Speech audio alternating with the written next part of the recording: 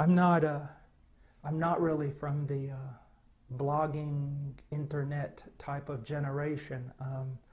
I'm kind of old school. And I suppose all that stuff really has some value to it. But as I wrote recently, it really just burdens my heart, you know. You see all these young men blogging and fighting over theological nuances. And in a way, many of them haven't lived long enough to even know or at least experience what they're talking about. And we'll sit there and we'll fill up the internet with this kind of stuff when there's literally billions of people who have not heard the gospel. I mean, it's insane.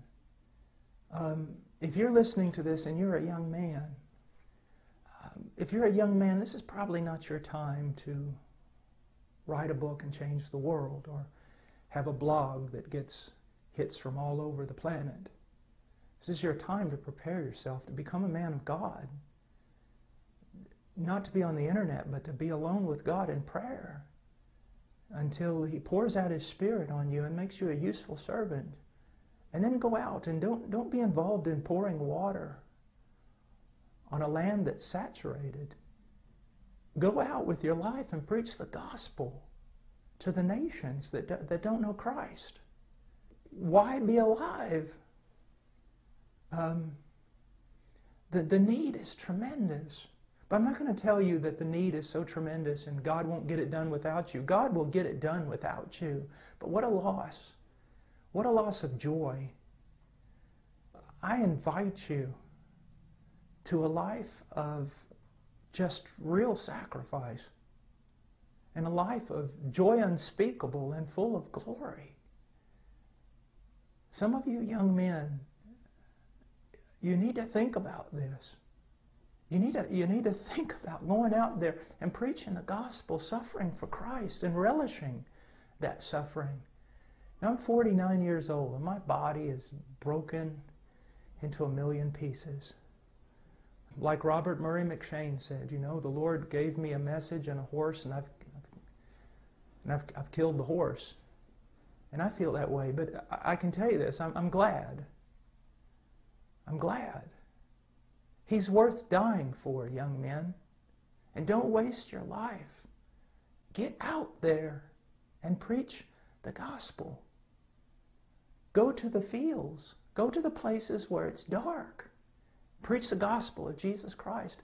You know, right now, I'm just rejoicing in what God's doing in India and Nepal, but there's Tibet.